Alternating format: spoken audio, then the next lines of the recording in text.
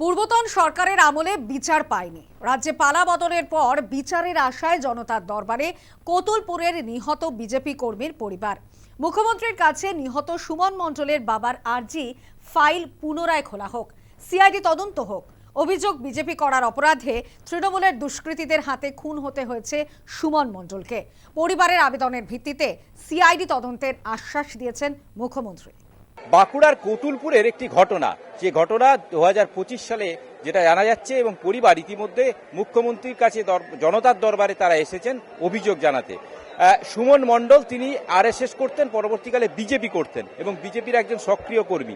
তাকে খুন করার অভিযোগ ওঠে এবং আজকে মুখ্যমন্ত্রীর সঙ্গে সাক্ষাৎ করেছেন তার বাবা এবং তার পরিবারের অন্যান্য সদস্যরা। কি হলো, মুখ্যমন্ত্রী তাদেরকে কি বললেন, আপনাদের কি বললেন?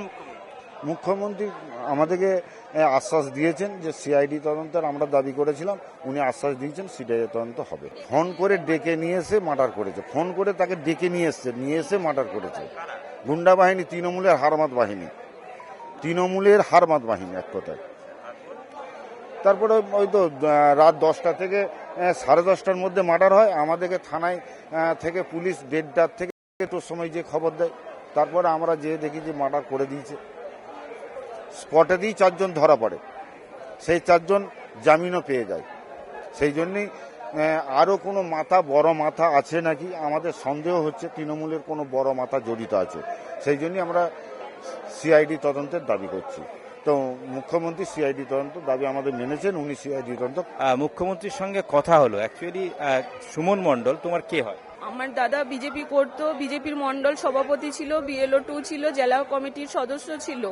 বিজেপি করার অপরাধে টিএমসির কিছু গুন্ডা বাহিনীর হাতে আমার দাদাকে নৃশংসভাবে খুন করা হয়।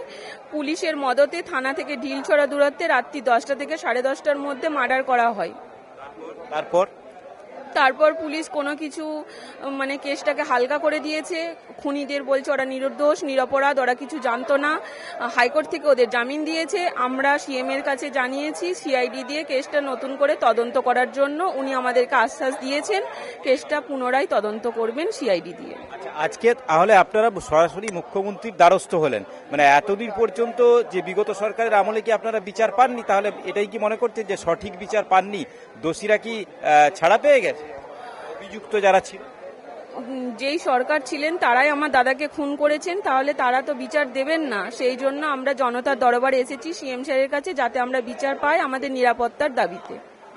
মুখ্যমন্ত্রী আপনাদের কথা শুনলেন, দিয়ে তারপরে মুখ্যমন্ত্রী কি আশ্বাস দিলেন আপনার? CM স্যার আশ্বাস দিয়েছেন সিআইডি দিয়ে উনি কেসটা পুনরায় তদন্ত করবেন।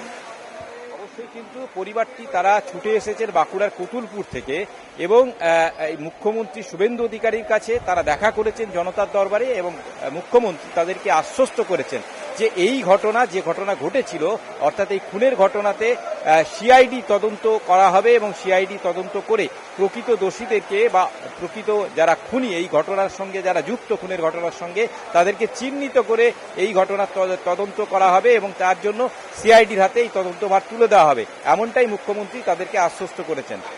ক্যামেরায় তাপস ঘোষের সঙ্গে সুকমল ঘোষ, নিউজ টাইম, কলকাতা।